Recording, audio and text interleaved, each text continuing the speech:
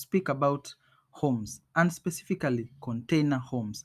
Are container homes worth it when you talk about construction compared to the old school way of construction? So let's have a look at an example. So this is an ordinary container that has been made into a home, and basically after a few touches, uh, the finishing and the electrical and the water, then you can be able to use it as a home, because basically it is structurally sound and structurally ready to be occupied as a home, but has to be made a little bit more comfortable, more insulated, so that you can be able to use it as a home.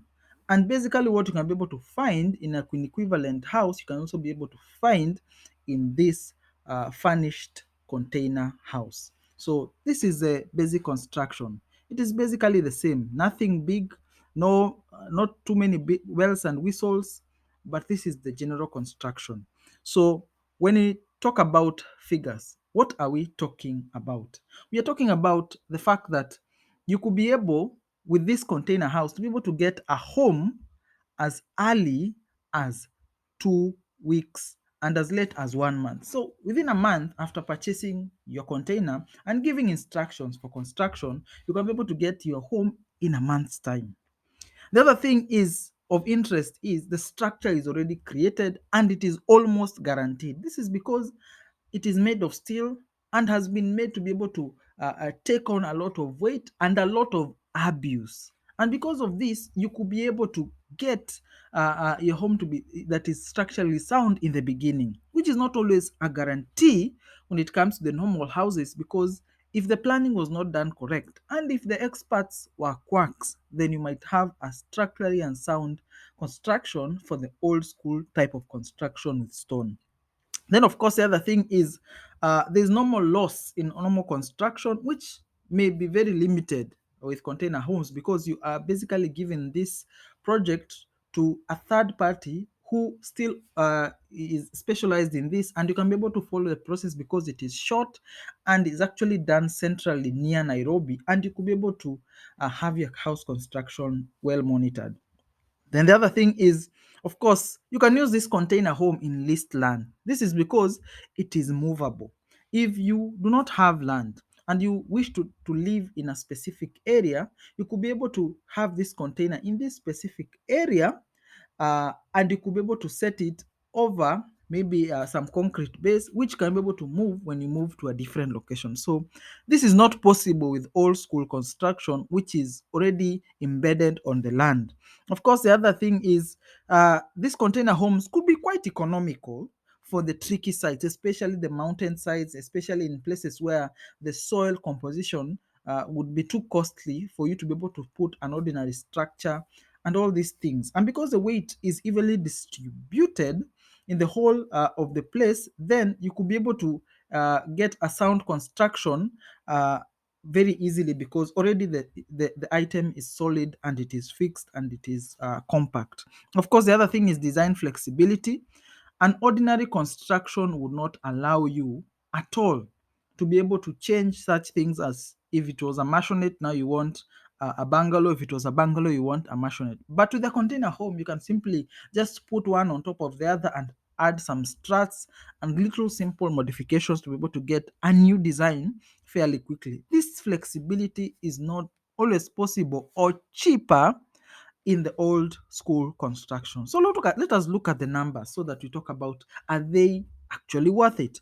For a 20-foot container, which gives you around 200 square feet of living space or thereabout, this already repaired and already constructed and furnished 20-foot container with 200 square feet will cost you 650,000 or thereabout. Of course, depending on the finishes that you do, but this is just the normal finishes.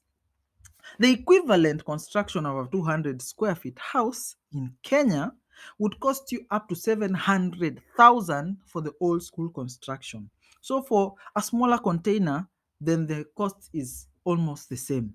But this is where it changes as you go up. For a 40-foot container, the specific suppliers in the market are quoting figures of around 1 million for the construction of for this whole container house, which gives you 400 square feet house. And remember, A normal two-bedroom house in Nairobi is around 600 square feet. So it's slightly lower, but it could be able to cost you around 1 million for a container house. But the same 400 feet, as per the figures that are provided by most contractors, so these are figures that are given by most contractors, is around 1.4 million Kenya shillings for the same 400 square feet. Now, when you go higher, this is where it also gets interesting. For a 60 feet construction, so basically it is a 40-foot container and another 20-foot container put together in a unique design, may cost you, for a container home, around 1.6 million Kenya shillings. But the same for normal construction may go as high as 2.1 million Kenya shillings. So if you were to compare apples to apples as regards to just the financials, then a container home is actually worth your time and your money. And when you consider the flexibility of you do not actually have to own the land, then it starts making sense.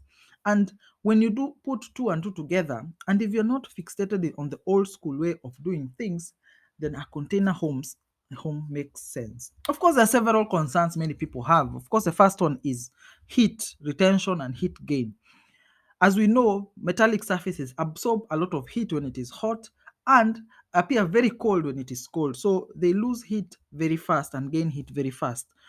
But the normal construction um, uh, does not do as much. However, with the kind of suppliers that I've seen in the market, they're now incorporating insulation is as part of the construction that they are giving you, of the product they're giving you, which means that your heat retention may actually be better and your heat loss may actually be lower because of the insulation. Again, when the insulation is done correctly, this kind of item is actually worth it. Of course, the other thing that is of concern is electric shocks. Just like you might touch a car and get an electric shock at specific times, or static electricity because of touching this particular car, is the same with this container house. However, this can be to be mitigated in other ways, like having cladding on top of the house or having earthing and such things, to be able to prevent static shock. This is the static uh, charge that is in your body that is transferred to the structure of the house. So again, this is something that can be able to be mitigated. So are they worth it? I think they are, especially if you have a tricky site, especially if you do not own the land, actually lease it, and especially if you want your construction within a short period of time. I hope that you are always learning, you are always growing, and you're always better in your financials. And I speak about finances, money, and things that are of interest to you in your financial journey. Remember to subscribe to the channel. I will leave a link of this video from Containers 254 Limited, and you can be able to see some of the things that they're actually doing. Of course, I have not been paid to do this. However, if something is good, you might as well speak about it. So thank you for subscribing to the channel, for liking this video, and for leaving a comment down in the comment section. Thank you and enjoy your day.